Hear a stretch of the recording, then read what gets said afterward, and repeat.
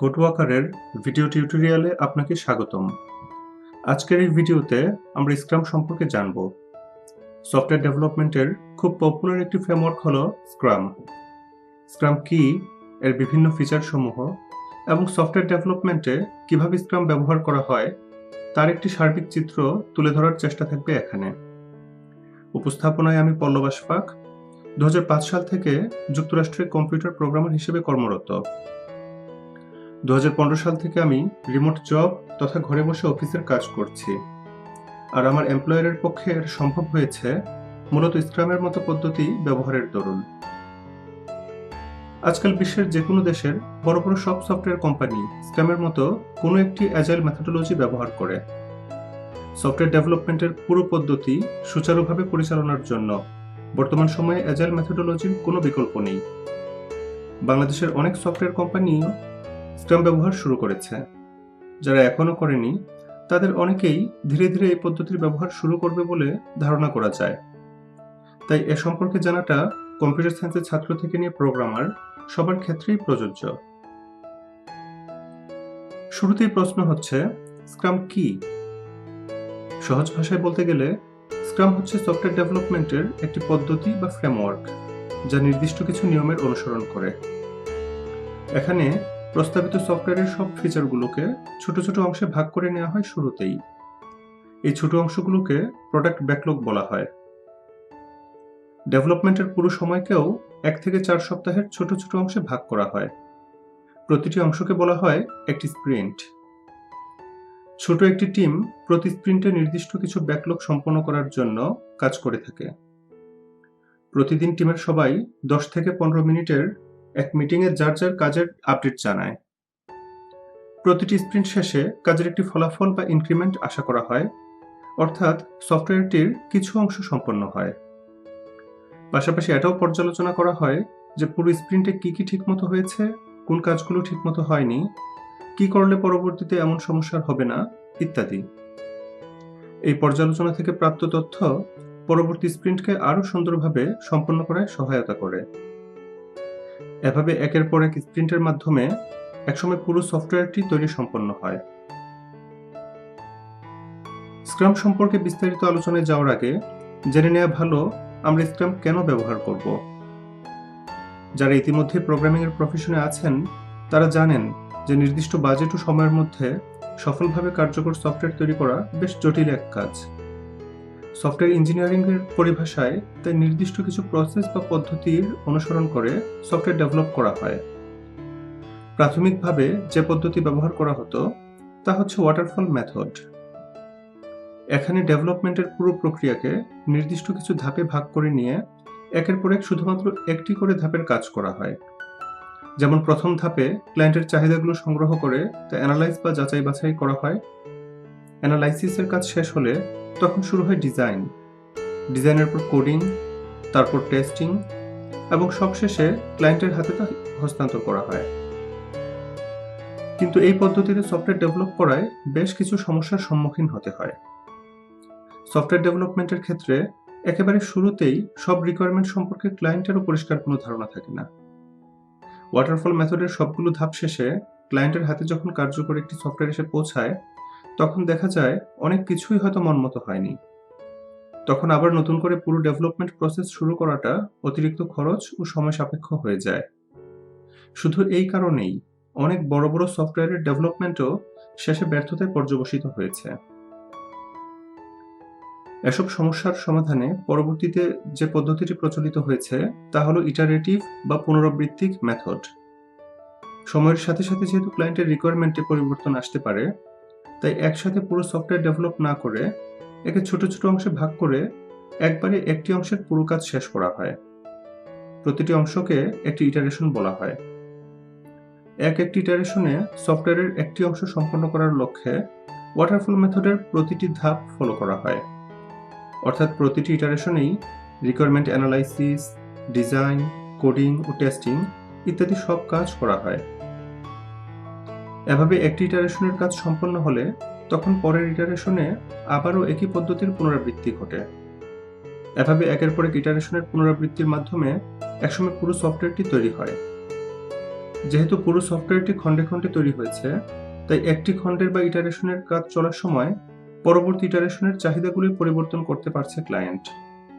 এছাড়া একটি ইটারেশনের কাজ শেষে যদি মনে হয় সেটা ঠিকমতো হয়নি, তখন পুরো সফটওয়্যারের কাজ আবার কেচিগন্ডুস না করে শুধু ওই ইটারেশনের কাজ আবার নতুন করে করলেই চলছে। ফলে খরচ ও সময় দুটোই কম লাগছে সংশোধনীতে। এই ইটারেটিভ মেথডেরই কিছুটা সংশোধিত ও পরিবর্তিত রূপ হচ্ছে অ্যাজাইল মেথোডোলজি। ইটারেটিভ মেথডের প্রতিটি ইটারেশন শেষেই সফটওয়্যারের একটি কার্যকর অংশ সম্পূর্ণ হবে কিনা তা নিশ্চিত না। কোনো একটি ইটারেশনে হয়তো ব্যাকএন্ডের এমন কিছু অংশের কাজ করা হলো যার কোনো বাহ্যিক আউটপুট ক্লায়েন্টকে দেখানো সম্ভব না। কিন্তু অ্যাজাইল মেথোডোলজি বলছে যে প্রতিটি ইটারেশন শেষেই ক্লায়েন্টের সামনে উপস্থাপন করা যায় এমন কিছু কার্যকর অংশ সম্পন্ন করতে হবে সেই ইটারেশনে। ফলাফল দেখে ক্লায়েন্ট যেমন পরিষ্কার একটি ধারণা পাবে কতটুকু কাজ সম্পন্ন হলো, তেমনি পরবর্তী ইটারেশনের করণীয় সম্পর্কেও ধারণা আরও স্বচ্ছ হবে।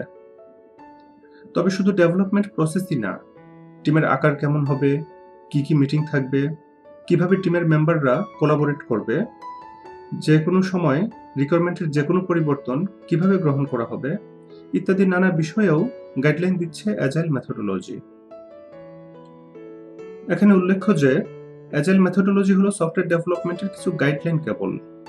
এই গাইডলাইন প্রয়োগ করে বেশ কিছু পদ্ধতি প্রবর্তিত হয়েছে, যার সবচেয়ে পপুলার একটি হচ্ছে এই স্ক্রাম। অর্থাৎ স্ক্রাম নিজেও একটি অ্যাজাইল প্রসেস। আশা করি এতক্ষণের আলোচনায় এটি পরিষ্কার হয়েছে যে আমরা কেন স্ক্রাম ব্যবহার করব। স্ক্রাম ব্যবহারের সুবিধাগুলো আলাদাভাবে আবার বলছি। স্ক্রামের সর্বপ্রথম সুবিধা হচ্ছে ফ্লেক্সিবিলিটি। এই পদ্ধতিতে পরিবর্তনশীল চাহিদার সাথে তাল মিলিয়েও সুষ্ঠুভাবে সফটওয়্যার ডেভেলপ করা সম্ভব হচ্ছে। পরবর্তী সুবিধা হচ্ছে স্বচ্ছতা। কে কোন কাজটি করছে, কোন কাজে কেমন সময় লাগছে, কোনো সমস্যা হচ্ছে কিনা ইত্যাদি তথ্য টিমের সবাই সমানভাবে জানতে পারছে। তারপর আসছে কার্যকর পরিকল্পনা। স্ক্রামের মাধ্যমে কাজ শুরুর আগে থেকেই কাজের প্রতিটি অংশের জন্য কেমন সময় উলুপবল লাগবে তা হিসেব করা সম্ভব হচ্ছে। প্রতি স্প্রিন্টে তা আগের চেয়ে আরও কার্যকর হচ্ছে পূর্ববর্তী স্প্রিন্টের অভিজ্ঞতার আলোকে। প্রতিদিনের কাজের আপডেটের সাথে সাথে পরবর্তী কাজের প্ল্যানও আপডেট করা যাচ্ছে। সঠিক জবাবদিহিতা স্ক্রামের অপর এক বৈশিষ্ট্য। প্রতিদিন টিমের প্রত্যেকে তাদের কাজের আপডেট দিচ্ছে সবাইকে। কার্যক্রমে স্বচ্ছতা থাকায় এখানে জবাবদিহিতাও স্বচ্ছ থাকছে। স্ক্রাম পদ্ধতিতে ব্যর্থতার ঝুঁকিও বেশ কম। প্রতিদিন যাচাই করা হচ্ছে কোথাও কোনো সমস্যা আছে কিনা এবং সে অনুযায়ী দ্রুত ব্যবস্থা নেওয়া হচ্ছে। এছাড়াও কোনো কারণে একটি স্প্রিন্টের কাজ যদি ব্যর্থ হয়েও যায়, তাতে পুরো সফটওয়্যারের ডেভেলপমেন্ট কিন্তু ব্যর্থ হচ্ছে না। স্ক্রামের সার্বিক ব্যবস্থাপনার জন্য মানসম্পন্ন প্রোডাক্ট ডেলিভারি দেওয়া সম্ভব হচ্ছে। এই পদ্ধতিতে অপেক্ষাকৃত অল্প সময়ের মধ্যে সফটওয়্যার ডেভেলপ করা সম্ভব হচ্ছে, ফলে সার্বিক খরচের দিক থেকেও স্ক্রাম বেশ সাশ্রয়ী। এবার চলুন স্ক্রামের বিভিন্ন দিকগুলো এক এক করে দেখে নিই। এক্ষেত্রে প্রথমে আলোচনা করব স্ক্রাম টিম নিয়ে। স্ক্রাম ছোট আকারের টিম নিয়ে কাজ করার প্রস্তাব করে। স্ক্রাম গাইডলাইন অনুযায়ী টিম তৈরি হবে 3 থেকে 9 জন সদস্য নিয়ে। তবে বাস্তবে একটি টিমে এর চেয়ে অধিক সদস্য থাকতে দেখেছি। আমি নিজেই 14 থেকে 15 জনের টিমেও কাজ করেছি। তবে বাস্তব অভিজ্ঞতা থেকে বলতে পারি যে টিমের সাইজ 7 জনের আশেপাশে হলেই তা সবচেয়ে বেশি ফলপ্রসূ হয়। টিমের সাইজ বেশি বড় হলে টিমের সবার মধ্যে পারস্পরিক কমিউনিকেশন গ্যাপ থেকে যায়, ফলে আকারে বড় হলেও প্রোডাক্টিভিটি হয় সে তুলনায় কম। টিমের সদস্যদের দায়িত্ব অথবা রোল 3 ভাগে বিভক্ত। সেগুলো হচ্ছে প্রোডাক্ট ওনার, স্ক্রাম মাস্টার এবং ডেভেলপমেন্ট টিম। স্ক্রাম টিমের প্রোডাক্ট ওনার হচ্ছে এই টিমের ক্লায়েন্ট বা স্টেক হোল্ডারের প্রতিনিধি। ক্লায়েন্ট এবং টিমের অন্যান্যদের মাঝখানে যোগাযোগের সেতুবন্ধন এই প্রোডাক্ট ওনার। টিমের অন্যান্যদের যেমন ক্লায়েন্টের কাছ থেকে সুরক্ষা দেন তিনি, তেমনি টিমের সবার কাজের ফলাফল ক্লায়েন্টের কাছে বুঝিয়ে দেওয়ার দায়িত্ব তার।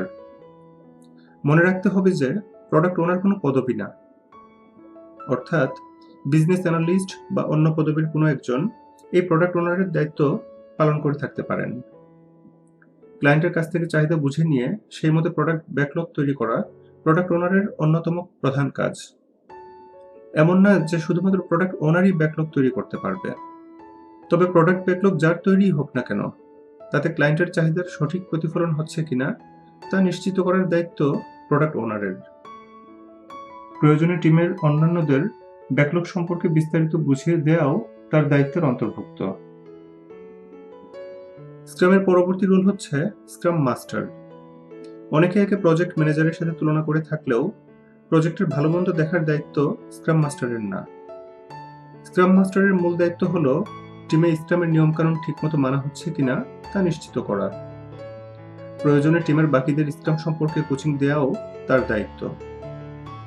ডেভেলপমেন্টের কাজে কোনো প্রতিবন্ধকতা বা ইম্পিডিমেন্ট তৈরি হলে তা দূর করা, স্ক্রামের বিভিন্ন মিটিং নিয়মিত হচ্ছে কিনা তা নিশ্চিত করা ইত্যাদি স্ক্রাম মাস্টারের দায়িত্ব। প্রজেক্টের খুঁটিনাটি কিংবা টিম মেম্বারদের কাজ ম্যানেজ না করলেও ডেভেলপমেন্টের পুরো প্রক্রিয়াটি ম্যানেজ করে থাকে এই স্ক্রাম মাস্টার। সাধারণত স্ক্রামের উপর ট্রেনিং প্রাপ্ত কিংবা স্ক্রাম মাস্টার সার্টিফিকেটধারীকেও এই দায়িত্বটি পালন করে থাকেন। অনেক ক্ষেত্রেই দেখা যায় যে টিমের অন্য কাজের দায়িত্বে যারা আছেন, যেমন প্রোগ্রামার, কিউএ বা অ্যানালিস্ট, তাদের কাউকেই তার মূল দায়িত্বের পাশাপাশি অতিরিক্ত দায়িত্ব হিসেবে স্ক্রাম মাস্টারের কাজ করতে দেয়া হয়। তবে বড় বড় কোম্পানিগুলো শুধুমাত্র স্ক্রাম মাস্টারের দায়িত্ব পালনের জন্যই ভালো বেতন দিয়ে আলাদা দক্ষ লোক রাখে। এ ধরনের চাকরির জন্য পূর্বেকার প্রজেক্ট ম্যানেজমেন্টের অভিজ্ঞতার পাশাপাশি স্ক্রাম মাস্টার সার্টিফিকেট থাকাটাও বাঞ্ছনীয়। টিমের বাকি যারা সফটওয়্যার ডেভেলপ করা থেকে নিয়ে ক্লায়েন্টের কাছে ডেলিভারি দেওয়া পর্যন্ত নানা রকম কাজ করে থাকেন, তাদের সবাই ডেভেলপমেন্ট টিমের অন্তর্ভুক্ত। অর্থাৎ designer, technical architect, developer, quality assurance, DevOps সহ প্রজেক্টের অন্যান্য কাজে যারা জড়িত আছেন, তাদের সবাই এই ডেভেলপমেন্ট টিমের অন্তর্ভুক্ত। যার যার নিজের কাজ করা ছাড়াও এদের প্রত্যেকেরই দায়িত্ব হলো প্রতিদিন তাদের কাজের আপডেট টিমের অন্য সবাইকে জানানো।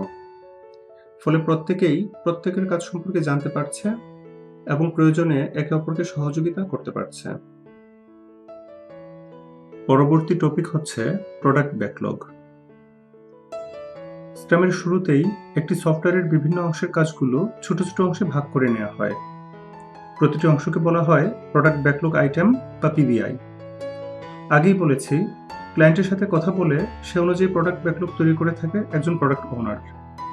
তবে কিছু কিছু সিদ্ধান্তের জন্য পুরো টিমের সবার মতামত নেওয়া হয়। ব্যাকলগ তৈরির সময় এটা মাথায় রাখতে হয় যে একটি ব্যাকলগের কাজ এক স্প্রিন্টের মধ্যেই শেষ হতে হবে। অর্থাৎ ব্যাকলগ এত বড় হওয়া যাবে না যা শেষ করতে একজন প্রোগ্রামারের একের বেশি স্প্রিন্ট লেগে যায়। আবার ব্যাকলগ বেশি ছোট আকারের হলেও সমস্যা। এতে করে একাধিক ব্যাকলগের কাজের মধ্যে সামঞ্জস্য করায় জটিলতা বাড়তে পারে। একটি ব্যাকলগে যেসব তথ্য থাকা দরকার সেগুলো হলো ব্যাকলগটি সফটওয়্যারের যে অংশের কাজ সম্পন্ন করবে তার বিস্তারিত বিবরণ, যেসব শর্ত পূরণ হলে বলা যাবে যে ব্যাকলগের কাজ সম্পন্ন হয়েছে তার তালিকা, একে অ্যাকসেপ্টেন্স ক্রাইটেরিয়া বলা হয়, ব্যাকলগটির গুরুত্ব বা প্রায়োরিটি এবং ব্যাকলগটি সম্পন্ন করতে একজনের কি পরিমাণ শ্রম বা এফোর্ট দিতে হবে তার একটি আনুমানিক ধারণা। প্রোডাক্ট ব্যাকলগ তৈরি একটি চলমান প্রক্রিয়া। বিভিন্ন স্প্রিন্ট জুড়েই প্রোডাক্ট ওনার ক্লায়েন্টের সাথে কথা বলে তাদের চাহিদা অনুযায়ী নতুন নতুন প্রোডাক্ট ব্যাকলগ তৈরি করে এবং ইতিপূর্বে তৈরি ব্যাকলগের যেগুলোর কাজ এখনো শুরু হয়নি, প্রয়োজনে সেগুলোরও রিফাইনমেন্ট বা সংশোধন করে থাকে। এবার আসি স্প্রিন্ট প্রসঙ্গে। শুরুতেই বলেছিলাম যে সফটওয়্যার ডেভেলপ করার পুরো সময়টাকেও ছোট ছোট অংশে ভাগ করে নেওয়া হয় স্ক্রামে। প্রতিটি অংশ হচ্ছে এক একটি স্প্রিন্ট। স্প্রিন্টের সময়সীমা সপ্তাহের হিসেবে পরিমাপ করা হয়। স্ক্রাম গাইডলাইন অনুযায়ী 1 থেকে 4 সপ্তাহের মধ্যে একটি স্প্রিন্টের কাজ সম্পন্ন হতে হয়। তবে বাস্তবে একটি স্প্রিন্টের সাইজ বা সময়সীমা 2 থেকে 3 সপ্তাহের মধ্যে রাখা হয়। একটি প্রজেক্টের সব স্প্রিন্টই সমান পরিমাণের হতে হবে। অর্থাৎ যদি সিদ্ধান্ত নেওয়া হয় একটি স্প্রিন্ট 2 সপ্তাহ ব্যাপী হবে, তবে এই প্রজেক্টের প্রতিটি স্প্রিন্টই 2 সপ্তাহের হতে হবে। স্প্রিন্টের শুরুতেই প্রোডাক্ট ব্যাকলগের তালিকা থেকে কিছু ব্যাকলগ আইটেম সেই স্প্রিন্টের জন্য বাছাই করা হয়। এগুলোকে তখন স্প্রিন্ট ব্যাকলগ বলে। স্প্রিন্টের লক্ষ্য হচ্ছে এর সময়সীমার মধ্যে প্রতিটি স্প্রিন্ট ব্যাকলগের কাজ শেষ করা। স্প্রিন্টের শুরুতে ডেভেলপাররা যার যার ব্যাকলগ বুঝে নেয়। প্রতিটি ব্যাকলগকে আবার ছোট ছোট টাস্কে ভাগ করা হয় এবং প্রতিদিন একজন ডেভেলপার এক বা একাধিক টাস্কের কাজ শেষ করে থাকে। প্রাত্যহিক মিটিংয়ে সবাই তাদের কাজের আপডেট জানায় সংক্ষেপে। কারো কাজ শেষ করায় কোনো প্রতিবন্ধকতা পাওয়া গেলে স্ক্রাম মাস্টার তখন তা দূর করার জন্য প্রয়োজনীয় ব্যবস্থা নিয়ে থাকে। এখানে লক্ষণীয় যে স্প্রিন্ট একবার শুরু হলে তার লক্ষ্য আর পরিবর্তিত হবে না, অর্থাৎ স্প্রিন্টে যেসব ব্যাকলগের উপর কাজ চলছে সেগুলো আর কোনো পরিবর্তন করা যাবে না বা নতুন করে আরও ব্যাকলগ স্প্রিন্টে যোগ করা যাবে না। যদিও বাস্তব ক্ষেত্রে স্প্রিন্টের মাঝখানেও রিকোয়ারমেন্টসের পরিবর্তন হয় অনেক সময়, তবে চেষ্টা করতে হবে যেন তেমনটা না হয়। প্রতিটি স্প্রিন্টেই স্ক্রাম টিমের নানা রকম মিটিং হয়ে থাকে। এবার চলুন এক এক করে এগুলো সম্পর্কে জানি। যে কোনো স্প্রিন্ট শুরু হয় স্প্রিন্ট প্ল্যানিং মিটিংয়ের মাধ্যমে। এই মিটিংয়ে প্রোডাক্ট ওনারের কাছ থেকে টিমের বাকি সবাই যার যার কাজ তথা ব্যাকলগ আইটেম বুঝে নেয়। এই মিটিং 2 থেকে নিয়ে 4 ঘন্টা পর্যন্ত হয়ে থাকে। মিটিংয়ের শুরুতেই দেখা হয় টিমের কে কত ঘন্টা কাজ করতে পারবে স্প্রিন্টে। কারো ছুটি বা অন্য কোনো বন্ধ থাকলে সে অনুযায়ী তার ঘন্টার হিসেব আপডেট করা হয়। এছাড়া আগের স্প্রিন্টের কোনো ব্যাকলগের কাজ বাকি থাকলে সেগুলোকেও নতুন স্প্রিন্টে নিয়ে আসা হয়। তারপর ডেভেলপাররা যার যার নতুন ব্যাকলগ আইটেম বুঝে নেয়। এক্ষেত্রে নিয়ম হচ্ছে প্রোডাক্ট ব্যাকলগের তালিকার উপর দিক হতে প্রোডাক্ট ওনার একটি করে ব্যাকলগ আইটেম নিয়ে সে সম্পর্কে সবাইকে বিস্তারিত বলবে। ডেভেলপারদের যে এই কাজটি করতে আগ্রহী সে তখন ব্যাকলগটি নিয়ে নেবে। যদিও নিয়ম হচ্ছে ডেভেলপার তার পছন্দ মতো ব্যাকলগ আইটেম নিবে, তবে অনেক ক্ষেত্রেই দেখা যায় ডেভেলপারদের টিম লিড যিনি থাকেন তিনি হয়তো সিদ্ধান্ত নিচ্ছেন যে টিমের কে কোন ব্যাকলগটি নিয়ে কাজ করবে। প্রতিটি ব্যাকলগে এটি তৈরি করতে কি পরিমাণ এফোর্ট দিতে হবে তার আনুমানিক একটি হিসেব করা থাকে আগেই। এ থেকে ধারণা পাওয়া যায় যে এটি তৈরিতে কি পরিমাণ সময় লাগতে পারে একজনের। একজন ডেভেলপার এই হিসেবের উপর ভিত্তি করেই একটি স্প্রিন্টে ব্যাকলগের দায়িত্ব নিয়ে থাকে, অর্থাৎ যতগুলো ব্যাকলগের কাজ আমি স্প্রিন্টে শেষ করতে পারবো না ততগুলো ব্যাকলগের দায়িত্ব আমি নিব না। স্প্রিন্ট প্ল্যানিং মিটিংয়ে সবাইকে যখন কাজ বুঝিয়ে দেওয়া শেষ হয় তখন প্রত্যেকে তাদের ব্যাকলগগুলোকে আরও ছোট ছোট টাস্কে ভাগ করে নেয় এবং প্রতিটি টাস্ক শেষ হতে কত ঘন্টার মতো লাগতে পারে তার একটি হিসেব যোগ করে এতে। এই টাস্ক তৈরির কাজগুলো স্প্রিন্ট প্ল্যানিং মিটিংয়ের ভিতরেও হয়ে থাকতে পারে অথবা মিটিং শেষে আলাদাভাবেও করা হতে পারে। স্প্রিন্ট চলাকালীন সময়ে প্রতিদিন 10 থেকে 15 মিনিটের একটি মিটিং হয়ে থাকে। একে ডেইলি স্ট্যান্ড আপ বা ডেইলি স্ক্রাম বলা হয়।